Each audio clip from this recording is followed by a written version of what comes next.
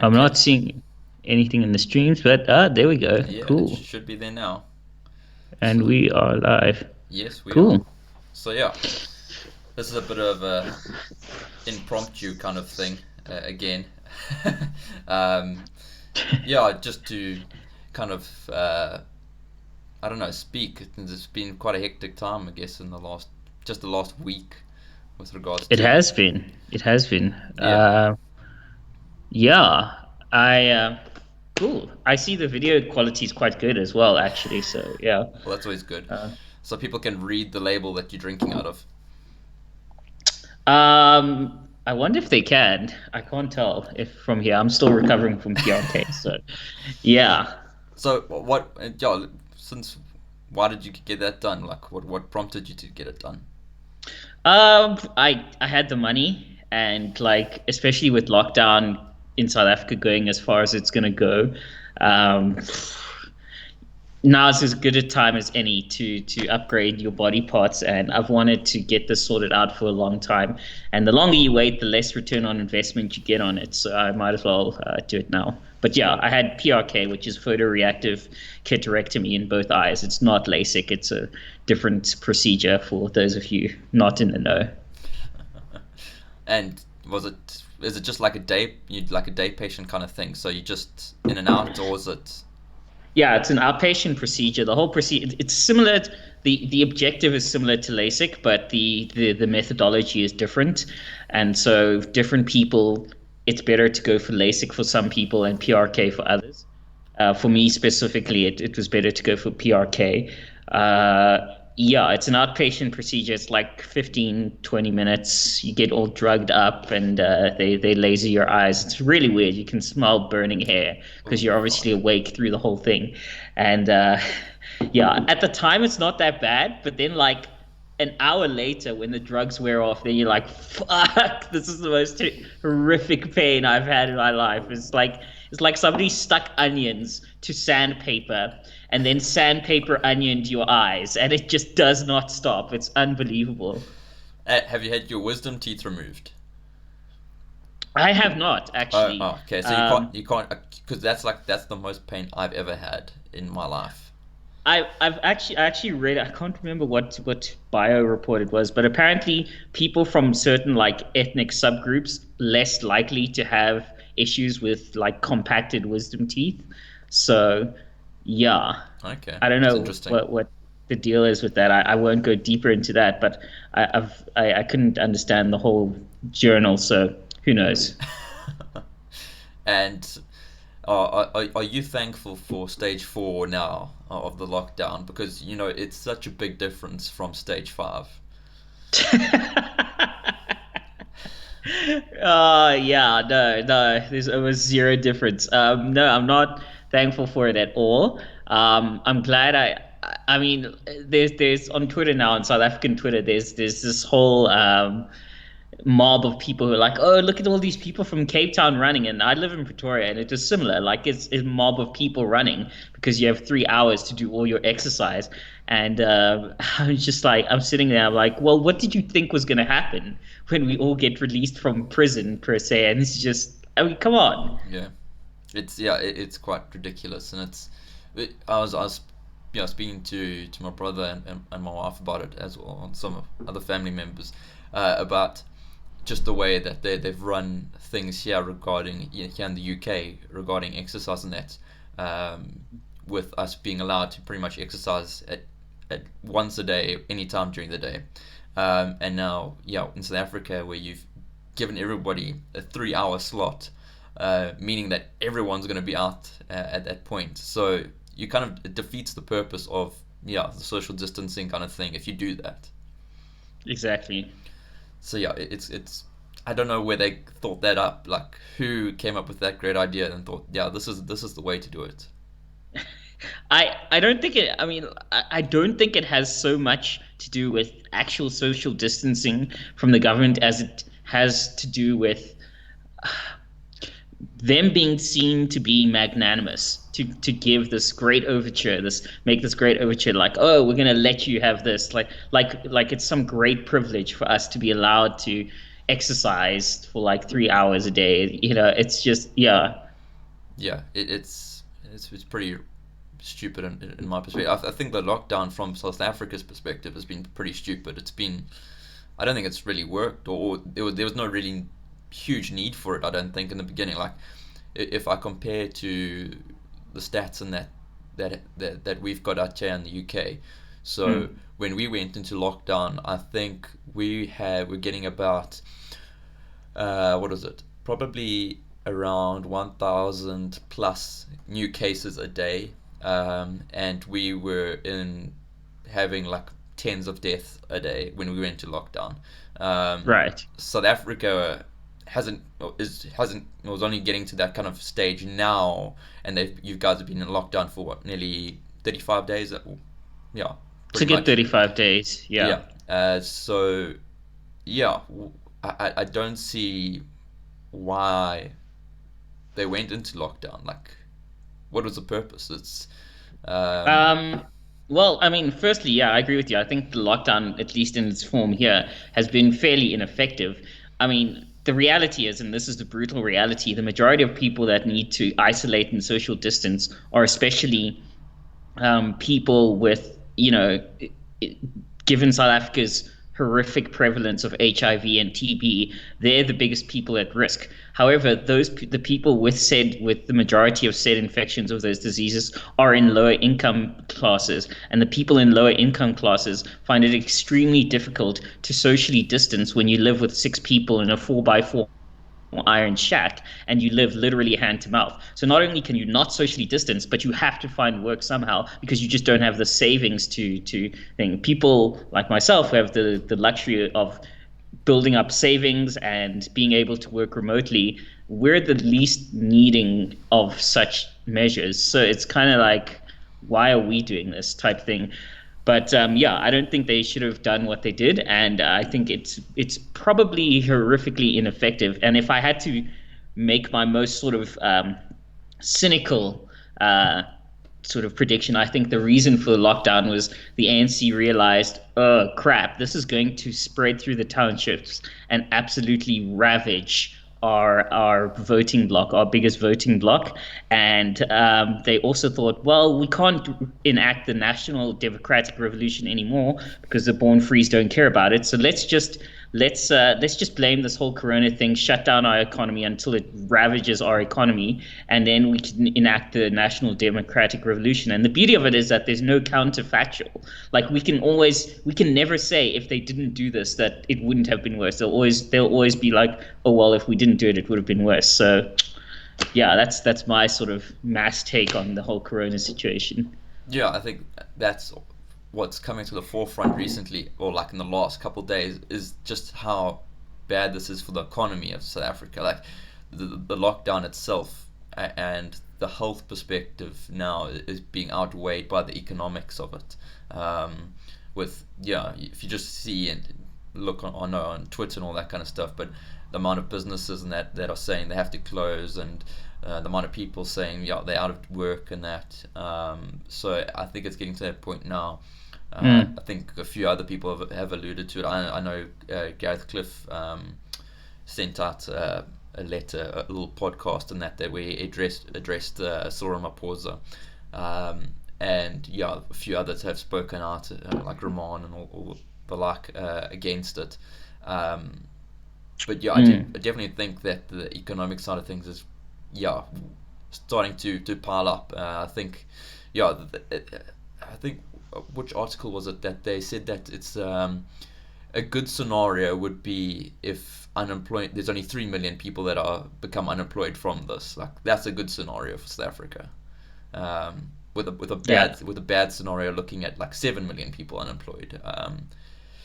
Yeah, that's devastating. Yeah, I think we're miles away from a good scenario. I think that, yeah, we're going to see a much worse scenario. Um, I don't think I'd know anyone, even in sort of my sort of income bracket, who hasn't taken a significant pay cut, and that's fine. Again, I can live with that. It's the people that live hand to mouth that I really worry about. And personally, what's irritated me most about this lockdown, both in a South African and a general context, especially also in the US, is that is that there's people who have pushed this sort of uh, binary where you either want to save lives or you just care about money and you want grandma to die for the Tao, as it were. Mm. And I think that's immensely intellectually dishonest, and it's just generally a disgusting thing. It's not a binary. Some of us realize the economy is lives down the line, and that we're trying to help people as best we can. So yeah. Yeah. I've also heard that there was a study that's been released in the US saying that children and that actually don't transfer the disease across to adults as readily as people thought it did. So they say that Oh, actually, really? yeah, yeah, closing the schools and that might not have been any use. But obviously, it's still early on. Mhm. Yeah.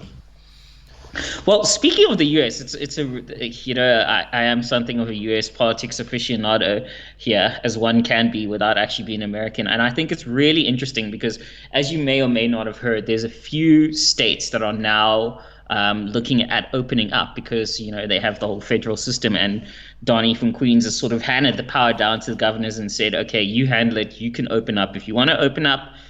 Don't if you can't. And I think first of all, that's actually a good thing because to treat every state like it's New York City is quantifiably insane. In fact, New York City itself, to treat the whole state of New York like it's New York City is quantifiably insane. Rochester does not have the level of infection or spread that New York City proper has, and it's crazy. So I think you've probably heard of a guy by I think it's John something or other, but he's the governor of Mm. Georgia, and he's getting ragged to pieces because he's looking at opening up Georgia, which granted, the Atlanta metro area is pretty crowded, but the rest of rural Georgia, I think you could look at opening up. And he said, I'd like to open up subject to certain conditions.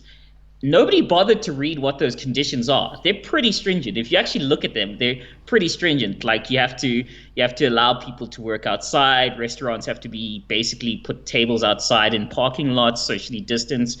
Allow employees that can work from home to do so. Things like nail and barber shops have to constantly sanitize, and they'll come get you when they're ready, that sort of thing. So there's this huge stink being kicked up by about the governor of Georgia and the governor of Florida, Ron DeSantis, and this whole I think it was also the governor of Texas and the governor of South Dakota. South Dakota didn't even go into lockdown, and there's this huge stink being kicked up about them. The irony is Colorado is looking at opening up as well. The funny part is the governor of Colorado is a Democrat, and I think that there is definitely a bias in the sort of news cycle in America when it comes to governors of states that are Democrats, like the governor of Colorado, versus the governor of Georgia, who's a Republican. Because there's again this bias where it's like, oh, the Republicans just want to get their hair cut. They don't care about lives, and I don't think that's necessarily true or fair to be honest. Yeah, I definitely think that there is definitely that bias, and you see it more and more coming to the foreground. I don't know, yeah, but maybe before we get into that, Alistair in the chat has said, what do we think about the number of infected or dead in China? Some news going around that several million cell phone users are going dead in China. So I guess that's trying to speak to the 5G conspiracy. Take my speciality. Okay, so that cell phone thing. Okay, so basically in China, you have this sort of link.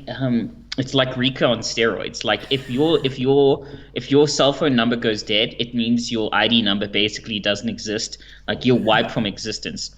So I think I saw that 4chan. It's based on a post from 4chan where basically the implication is there's about 21 million or so cell phone numbers or whatever that just Well, vanished. And like I said, generally in China, if your cell phone number just vanishes, you're dead. They've deleted you from the system completely. That's how interlinked their ID numbers are with their cell phone structure. And I think that there's a damn good chance. I mean, I've also heard the theories about the furnaces going day and night, cremating people. So jeez. given it's the Shy Coms, the Chinese communists, I think it's a good chance that yes, they lied because they lied It's like who's gonna hoe? They lied because they lied. They commies. Who's gonna hoe? So yeah, I think a lot of more people probably died. But I also think, and shout out to my man Conscious Carical for this one. Somebody should also point out that a lot of the people in that 21 million are also probably people who have just been disappeared by the government, who didn't necessarily die from the disease, but you've been disappeared by the government to keep things quiet. Yeah, and but that's quite scary as well. If you think, say, what did you say, like 21 million? Mhm. That's a huge number. That's like fucking yeah, a small Yeah. country worth of people just gone. That's a Uh, fuckload of people. That's basically that's basically I think half, well, just under half the population of South Africa. yeah, Because we're that at like what, 45, yeah, 50 million? we're Yeah. 56 in South Africa, I think. Okay, Closing, so yeah. So it's a third. Go for a third. We'll be conservative.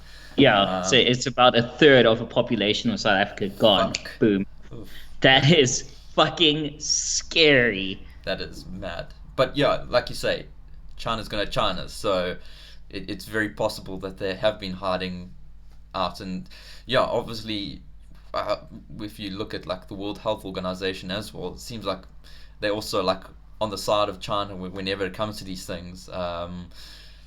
Why? Who knows? Or obviously, yeah, we do know some reasoning behind it, but yeah, it's quite scary to think that they would be covering up something so big.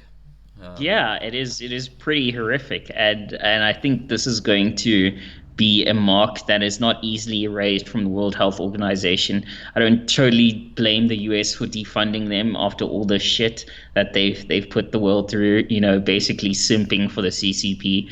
I will say though, I'm in a lot of WhatsApp groups, and by comparison to most of my friends, I'm pretty far to the right, even though I'm not actually far right. And I think it's pretty interesting that as the lockdown has gone on, initially I was often pointing out to them, well, guys, who cares what the virus is called? The point is China lied and people died. And they're mm, like, no, no, don't call it this name. As the lockdown has gone forward, their narrative has sort of shifted away from focusing on the name to things like, oh crap. I mean, they were even pushing the conspiracy that the US dropped the virus there and tried to blame China mm, initially. That's what they were pushing. And now, as their liquor and cigarettes have run out, and as they sober up, and as the horror of lockdown sort of sets in, they've kind of shifted things to, oh crap, this is bad. Like even the most anti-Trump of my friends is kind of like, oh, actually, you know what? Maybe this is kind of bad, and maybe we should investigate China for this. It's mm, yeah. yeah, I think it's, and yeah, if we even if we just you look at like how COVID-19, or when it started originating in China and that, and the news just started coming out, that the one doctor that was gagged pretty much by the Chinese government not to say anything, and yeah, ended up delaying things by over a month or two even, but because of this well, they being dishonest basically, and trying to cover things up. It could have changed the whole outcome of where we are today if we knew earlier. Um, but hey, Mm. I mean, yeah, that's the thing. They knew for months about this thing. This wasn't like boom, we're at 1 million deaths or infections instantaneously. Like they knew for months, and this is why I also like people like. Okay, and I've had this argument again with the US. Like, yes, Donnie from Queens downplayed this for a long time, and I put this out on my podcast. Yes, Donald Trump downplayed this for a long time, but you know what else is true? So did literally everyone else. I'm old enough to remember when Nancy Pelosi was saying, come on down to Chinatown, everything was fine. I'm old enough to remember when Bill de Blasio, mayor of New York, held off on closing down New York till like March 13th, and he was still taking walks in the park. So, I mean, that's my thing. Like, yes, Donnie from Queens dropped the ball initially, but so did literally everybody else. Literally everyone. yeah, and yeah, going back to like Trump and all that kind of American side of things, I did. Have you heard of Tim Pool?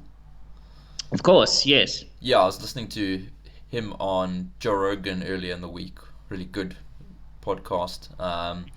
And yeah, I really enjoy listening to him because he seems to be someone that's not swayed on either side. He's kind of just down the middle, and he says it how it is, whether you're Republican, Democrat, which is quite nice. I guess he's got a bit of a leaning towards Trump, but I think that's just because the mainstream media drags Trump over the coals so often.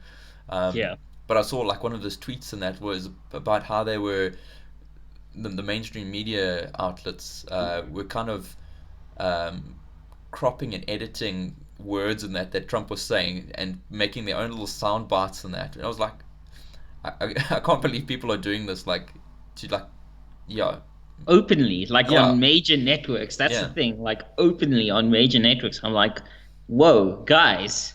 yeah. It's really bad. And then there was also he mentioned what's some guys that would get you pulled off YouTube and that, which he didn't. He's told. Have you listened to the podcast? No, I haven't, but I'll Okay. probably listen to it at some point. Yeah, in the beginning he was saying like to Joe Rogan that he shouldn't mention this one name, otherwise he'll get pulled from YouTube immediately, kind of thing. Which yeah piqued my interest, obviously. So maybe I should test if it does or doesn't work. I know the guy's first name's Eric, and that, but he's supposed to be some CIA operative that was a whistleblower regarding Hmm. America's involvement in the Ukraine or something. Um, so yeah, quite interesting. And yeah, he said I saw another post and thread where people actually try to like type up this guy's name just on like a Facebook post or anything like that, and it wouldn't allow it to be posted or anything like that. So it's quite yeah airy and like yeah gets those conspiracy theorists tingling, I guess. Yeah, I mean, well, that wouldn't surprise you. I mean, if there's anything I learned from my interview with Mr. McAfee, it's that we are always being watched. So, yeah. Yeah, it's yeah, it's quite scary. um, but yeah, that was quite interesting. I enjoyed that one. But yeah, again, Trump being hauled over the coals as per usual in America. But it seems like at least they opening up now. Quite a few states that are getting back to work really, which is good news. Yeah, yeah. Um, I think so as well. I mean, not every state obviously can do it. I wouldn't open up New York City, mm, but again, somewhere like Syracuse or Rochester, you could probably look at doing things anywhere upstate New York, for example. And like again, Colorado, Florida. I mean, these are not the same as New York City. Even LA isn't the same as New York City. So, yeah. Yeah, it's good news from them. But obviously, they have seems to be like the most severely hit at the moment. They've got what nearly what over 50,000 deaths and Yeah, nearly but if you actually look at their deaths per million, they're somewhere in the middle of the pack of all the okay. countries. I think they're just behind Germany or something, which is being touted as the model for how you handle it. If you look at their deaths per million, they're somewhere in the middle of the pack. Sorry, if you factor out New York City and you look at their deaths per million, then they're somewhere in the middle of the pack. So, yeah, yeah. I see we've got two more questions here. Yeah. So Alice again, what do you guys think about CEO Cyril Ramaphosa announcing the tobacco would be sold, and then NDZ coming out and saying that it won't be sold? You ever Um, had that mate where you're gonna have the wildest night of your life, and he's like, "Yeah, I promise you, I'm lining up like 10 shots at the bar, tequila, all that," and then his girlfriend calls halfway to the bar, like on the road, halfway to the bar. He's like, "No, guys, I gotta have like a beer and come home." That's Cyril right now. Like his testicles are in an NDZ vice grip right now. Just so yeah, I think NDZ and her illicit cigarette buddies kind of pulled Cyril into a room and said, "Listen, buddy, you're gonna have to about face on that one." yeah, yeah, it just doesn't make sense why. I don't know who's running the show here. Like, it's just I don't know why people are praising Cyril Ramaphosa. There's been so many posts this week saying, "Oh, what a leader" and kind of thing, and he's doing such a good job in that. But like, he's not doing anything more than any other president, and Yeah, it's like probably weird. less. It's Yeah. I actually find it mildly racist. Like the minute a black man speaks mildly well and does a speech well, it's like outstanding, great stuff. Like seriously, really? Yeah. That's it? That's Yeah. it? God, Y- I wish all the women on Tinder had such low standards. Uh, yeah, it's just it's ridiculous that someone is put on this pedestal and that for doing their job, for one, and not doing a great job at it currently, with all the amount of damage that's happening to the economy. And yeah, it's so weird to me that people are like praising him and thinking he's doing a good job. At the moment, I think he's like probably on par with Jacob Zuma. Like, it's I what's anything different that Cyril's done that's better than what Zuma's reign was? Nothing, Yeah. nothing at all. So yeah, it's stupid to me. But Yeah. yeah, Nish is also in the chat says, what do you think of people starting Facebook petitions uh, to try and change the president's mind? Um, I think we've got. I know that the tobacco companies and that are taking NDZ's regulations yeah, regarding cigarettes and that to court. I think we've got to fight this, or people in South Africa need to fight it in the courts, I guess. yeah. That's the best Yeah, way I to do think the it. petitions are mostly useless. Um, I think that if people who are currently buying, and I know people are buying cigarettes on the black market, would stop buying cigarettes on the black market, and I think if every CEO grew a gigantic pair of testicles and didn't pay things over to SARS like VAT and all that for every store, like so they're not getting any money in terms of any taxes from any company, and nobody's buying illicit cigarettes, I think we would see markets open up very quickly after that. Yeah, it's yeah. I also I was listening to Germ. He also had two advocates on earlier this week, and they've actually lodging complaints about the regulations and that in I guess in the High Court, I imagine. Um, Hmm. but yeah, I think they Cyril Ramaphosa or his office has until the 5th of May to respond or something like that. Um, so yeah, it'll be interesting to see what happens. Like you say, I think like these Facebook things or like the Dear South Africa. I know Dear South Africa has a bit more clout behind it that actually goes Hmm. to Parliament. But these other petitions that don't have much unless you can actually um, get into a court and fight it legally. Um, yeah. Uh, Yeah. Nish And then has also, there's well, yeah, also yeah. said, has Cyril handled the situation better than Trump, taking into account the long-term impacts to the respective countries? Handled it better how, I would say. I mean, I would say in general, probably Trump's done it better, but you have to remember the United States is a federal system, not like our system. And so a lot of the power gets devolved down to individual governors. So I would say generally Trump has probably handled it better, and here's why.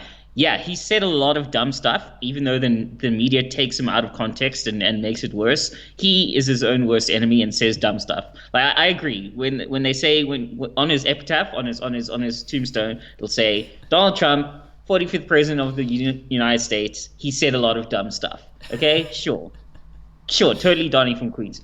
But when even somebody like Andrew Cuomo, who despises Trump, who would hold his breath if Trump said he loved air till he died, even Andrew Cuomo has said, the federal government has given us what we asked for in terms of ventilators and all that stuff. I mean, they sent those U.S. hospitals, and by the way, the USS Comfort, that hospital ship, Andrew Cuomo sent that back about a week ago, I believe. He's like, yeah, we don't even need it anymore. And I think the Samaritan's Purse pop up hospital in Central Park is also probably going to get taken down because they're like, we just don't, there's just not enough demand. So when governors like Andrew Cuomo and even Gavin Newsom are saying, "Yeah, well, I still hate him, but technically he gave us what we wanted," Mm. then then I think he's doing what in because again, I think a lot of people forget the function of the president of the United States. They think of him as a king, where he's really rather, I mean, in the federal system and in their system of checks and balances, he's really supposed to be a glorified secretary. And in the description of his job, I think despite the dumb stuff he said, he's actually handled it well. Like governors are saying, yes, he's giving us the stuff we need, and he's giving us the prerogative of how to handle our states, which is precisely what the president of the US should be doing. Whereas Cyril, he's kind of just like, you know what? I'm just going to keep this lockdown going, despite all the evidence in the world that our economy's poked. Like, what the fuck, man? Yeah, and yeah, from America's side as well. I think like I've got a friend that lives in the US and that got one of those packages it seems where the government was actually paying you what like $1,000 Yeah, a month. 1,200 stimulus package. Yeah. Yeah, he was like got that, and like if you obviously you can't convert that to rands per se, but that's a lot more than what our government or government of South Africa is offering people now going forward. It's more of a pittance that Cyril's offering Mm. in comparison. Um, and yeah, obviously you got to look at as well like the U.S. unemployment and that's shot through the roof now because of this. I think there was another 3 million unemployed Yeah, I believe last. there are 20 million unemployed Yeah, in total, yeah. in total, an additional 3 million recently. For perspective, during the great housing implosion, global implosion of 2008, about 6 million people were unemployed. In the last month alone, the US has lost 20 million jobs. So yeah, that should put in perspective how bad the economic impact is. Yeah, and it's just like yeah, obviously we don't know what's going to happen afterwards. Like what's going to happen now? Will those jobs come back per se? Like because obviously a lot of those jobs, I guess, were temporary stuff, 0 hour contracts, all that kind of like. So once places start kicking up and opening again, those jobs might come back. Or at least some of them should. But it's also like, we don't know how bad it's gonna if you take that as a proportion. Um, yeah, just drink some more, get it down. Yeah, If we I don't have fever. Yeah. if you look at that like 20 million that have lost jobs out of the entire working population of the US and compare it to say like South Africa, we've got about 10 million in work professional working class or working Mm. employed people, 10 million employed people, um, and yeah, like I said earlier, they say the minimum is about 3 million up to 7 million. So even if you're looking at just the lowest stats, if 3 million people become unemployed because of this, that's nearly 25% to 30% of the working employed population that are going to go out. And yeah, so if you compare that to US, I don't know. I don't know how many, what 20 million of their working population would be in a percentage wise. Mm. But yeah, something Jeez, to I can't even imagine what that would be percentage wise. I don't, yeah. yeah. I don't think Stroll's handled it any better than anyone else. I would say, if anything, he's not handled it well. I don't think South Africa should have gone into lockdown when they did. Mm. I think the caseload at the moment doesn't warrant a lockdown. You're getting like under on average like under 200 new cases a day, whatever. Here in the UK, we're getting about 4 or 5 thousand new cases a day. Mm. And our lockdown isn't even as strict as in South Africa. Yeah. And yeah, And yeah. can I just quickly point out that I hate that our government keeps reporting new cases? In that you're just reporting new cases. I'm more interested in the rate of acceleration of new cases. And Mm. also, by the way, when you start testing for something, turns out you're gonna find that thing that you like we just recently started seriously testing. So yes, we were going to find a lot of that thing.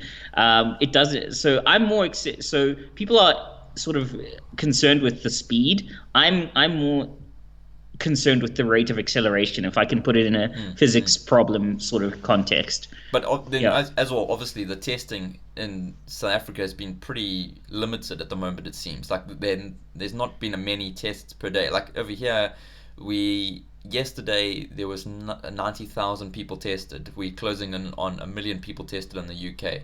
Mm. Um, I don't know how many are being tested in South Africa per day. I imagine it's in the lower thousands, if that. Yeah, I don't think it's even that high, but yeah, let's say lower thousands, So, lower thousand. yeah, like you say, obviously, the more people you test, the better image and better data you get, and better scope of what's happening. So, if you, without good testing and very widespread testing, you're not going to get a good understanding of the spread. Yeah. So, Uh, yeah. so you got a question here about Uh, yeah. UBI. UBI, as far as I know, the great economist um, to the great American economist to use. Okay, my let me just start off with my own bias is that I'm pretty much like a cent bottom right corner libertarian. So like I have a natural dislike for you for certain massive government programs. UBI when Milton Friedman sort of encapsulated it. A lot of people forget that when he proposed it with the caveat of every other social program gets scrapped and you just have UBI. So there's no welfare, there's no this and there's no like WICs, women, infants and children's vouchers, no food stamps. There's just UBI. That's the first thing about UBI. I would say, is it a good case for UBI? I would say generally no. I'm sort of leaning towards no, and here's why. First of all, two things. UBI in general has a massive flaw in that you say, I'm going to give you $1,000 a month. Next presidential cycle, somebody's going to say, I'll give you $2,000 per month. At which point does it stop? Who's going to put the ceiling on that? Given the runaway spending of the federal government right now, who's going to put the cap on it? That's the first thing. And also, I think that using pandemic as an because I know a lot of people like oh, you're all for universal healthcare now, or oh, you're for UBI now, and I'm kind of like, no. When I have a cavity, I go to the dentist's office, and then he fixes it, and then I leave the dentist's office. I don't live at the dentist's office. For me, a pandemic is that sort of dentist office situation. Like, yes, for now we can give you stimulus checks and do that, but we're not going to do this forever. I'm not going to live at the dentist's office for this thing. It's only going to be for now, and then we move on. Yeah. That's just my take on it. Yeah, kind of also have to agree. It also just depends on where we are as a globe, and that obviously when things become more automated and yeah, Yeah, robots take over whatnot, then and sure. yeah, then sure, and you can carry on producing and manufacturing the same quantity or more with less people and that, and you're still making the same amount of money or more. Then yeah, universal income comes into play, and yeah, it might be a viable option. But as per now, I don't think that that's really viable. I know, or yeah, it was Andrew Yang, wasn't it, in the US that was really going for that. Gang, yeah. Um, but yeah, I think it's too early to do something like that. Maybe not now. Yeah. It's, I mean, I'm not saying it's impossible at any point in the future. It's just right now. Because also, the other thing, like what Yang was proposing, is that he's proposing a sort of situation where automation is so good that it sort of drives down scarcity. And that's, the whole thing with money in the economy. And here's my thing. And I'm looking at it from a technological standpoint, that being my field. Even if you have really good automation, really good robots, fantastic AI, that you can just spin up almost anything like that, just instantaneously, whatever you want, you still have scarcity. The only difference is that scarcity is being transferred to something else. So let me give you an example. You could have somebody being taught how to play the violin, and they write a theme song, and everybody can be taught how to play the violin and write a theme song, but the prestige that comes with having that song being written by this particular being because they have this reputation, because I mean biologically we're always going to be a little different. The prestige of having it written by this particular person is a form of sort of scarcity in and of itself, like prestige itself. Or better yet, if you're in a real post scarcity civilization, you still can't escape the laws of thermodynamics. That like there's a reason in physics and in all the sciences we call them the ironclad laws, the three laws of thermodynamics. I won't go into to the specifics of them, but nobody can break the three laws of thermodynamics, which means we're running out of energy at some point. Entropy is increasing and it's going to go cool. So even in that post scarcity society, you could have a situation where the government or whatever would say, yeah, we could spin up a gold brick house for you, but it's going to expend this much energy, which is going to bring us this much closer to the end of the universe. So no, we're not going to spin up gold houses for everyone, even though we easily could. It's not a scarcity thing. I mean, there are giant asteroids in space made of gold, with so much gold that if it landed on Earth, it would drive the price of gold down to a pittance. So but energy, because of entropy and the laws of thermodynamics, will always be scarcity. So in some way or form, there will always be scarcity, as far as things stand. Mm. Very that I like that description. Very technical. Yeah. But yeah, so it is probably is down the line. But I do agree. Like, I think it was a good gesture that like from for Trump and that universal income package that was released by the US. It is. I'm sure it did help a lot of people. Mm. And I know that they're trying to do something similar to that here in the UK. I don't think it's going to happen because we're on the downward trend now. So, um, and it seems like we're going to try open up the economy probably mid-May, or start Okay. opening it up. But yeah, still a long road ahead. I fear that it's still going to. Well, personally, I've been quite affected by it because me and my wife moved jobs and location probably a month before Corona started kicking in. Mm-hmm. So obviously, she had a job going to. I left my job, and yeah, was gonna find a work in my area. Um, and obviously, all jobs have been frozen. No one's hiring in the professional services, so I've been sitting unemployed for the entirety of the lockdown, and there aren't Oof. any new jobs to go to. Um, so yeah, it's quite scary from that sense. It's made me have to kind of think what else I can do. But so yeah, I really would love it if the economy opens up rather sooner than later. But I feel that it is going to take a while. It's probably I imagine my best guess. I would hope that things start easing up and we get back to some normality in June Mm. and July kind of thing. It's getting back to normal. Um, but yeah, I don't know.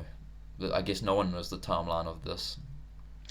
I think one of the biggest things that's actually scariest for South Africa is actually when this is quote unquote over, and let's say we go to. By the way, I think there's nothing scarier than the fact that we now have lockdown levels because we have load shedding levels, and coronavirus is in the family of coronaviruses. So that kind of to me implies that they'll indefinitely be able to lock us up, like just Mm, indefinitely, forever, just in perpetuity, just whenever. Like, oh, because they say like our lockdown levels are like one, two, three, four, and five, and they're like medium spread, extreme spread, but they never define what is an extreme spread of the mm, virus. mm. So they could just, one day, a week from the election, be like, you know what? I think we're gonna change the definition of extreme spread and just lock everyone up for a bit. Like, Yeah, so it's quite scary.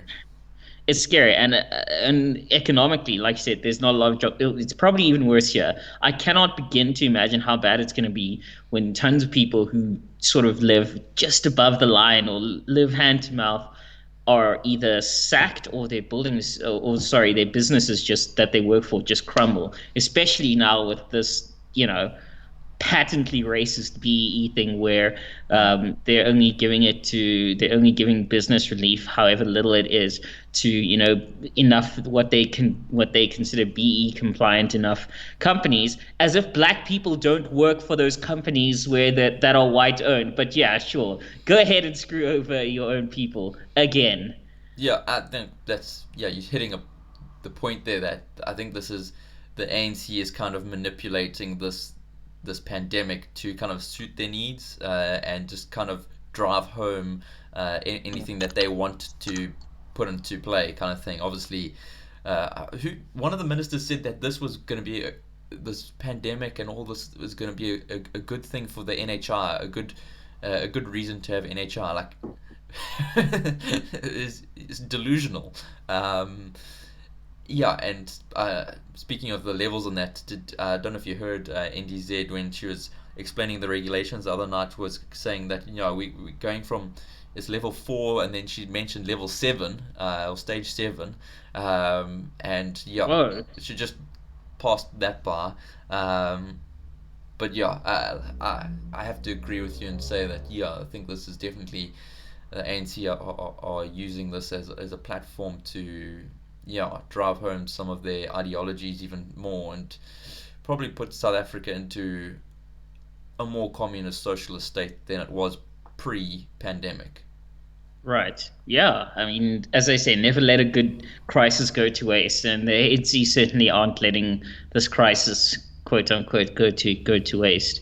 Yeah, I think also like the scariest thing as well is what, like you say, is how much authoritarian kind of, and how much um, power they have at the moment, and how Mm. they use it, and when they are able to use it, and like you say, down the line they can just use it as they please. They've got a taste for it now.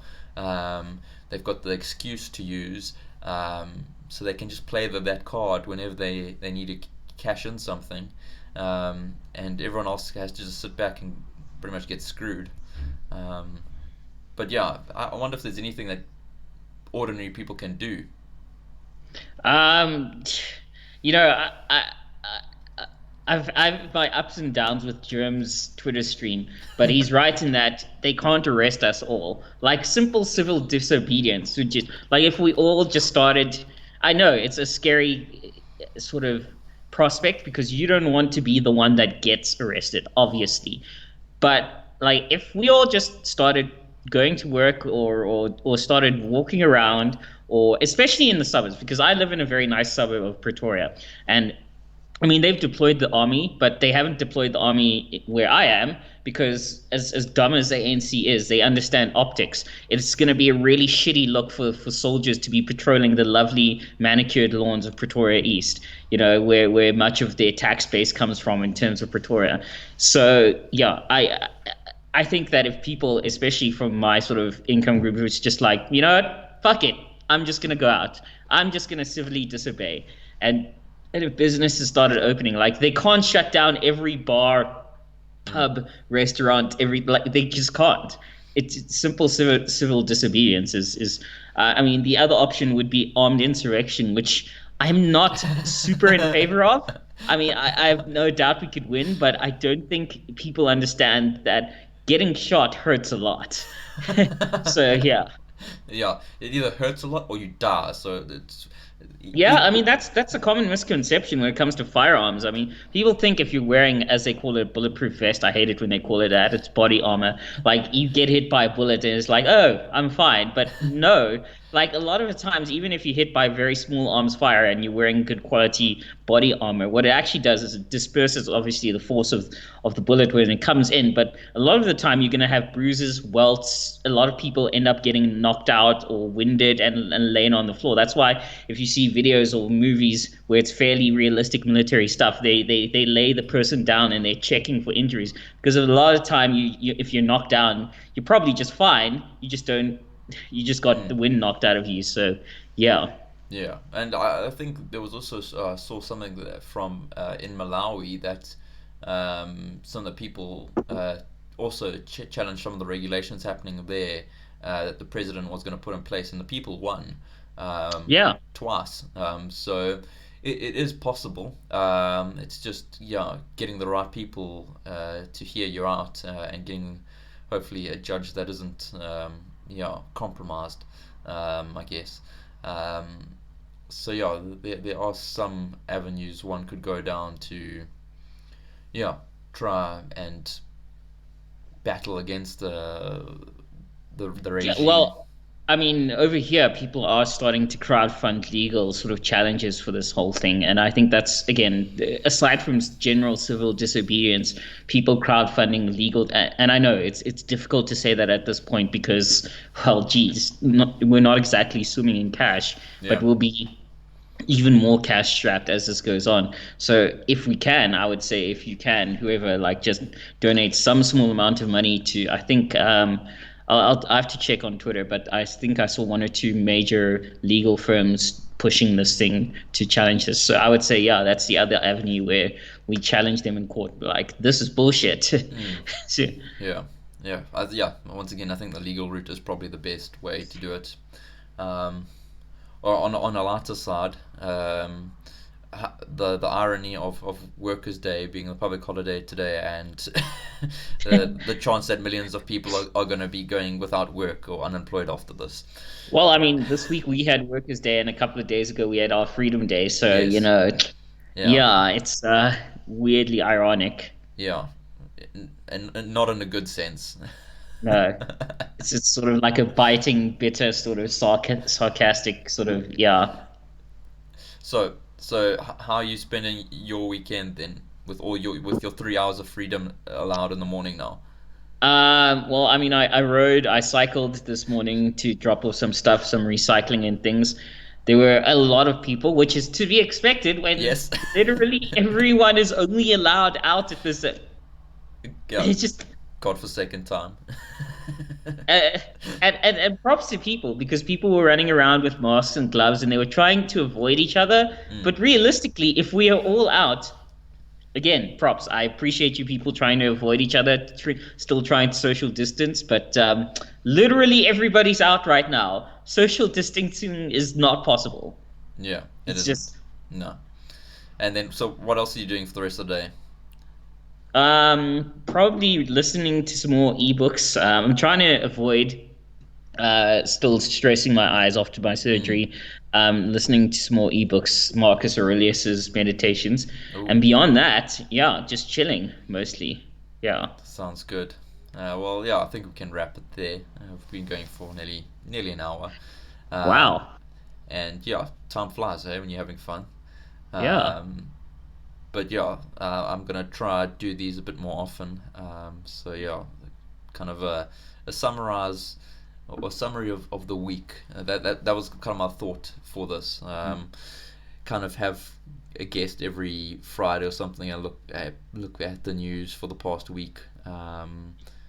But yeah, we'll see how it goes on that. But yeah, thanks for joining me Well, today, Odin. I appreciate being reinvited onto your show, and yeah, I look forward to that quiz thing with the rest of the gang. Yeah, hopefully that we find a time slot that suits everyone soon.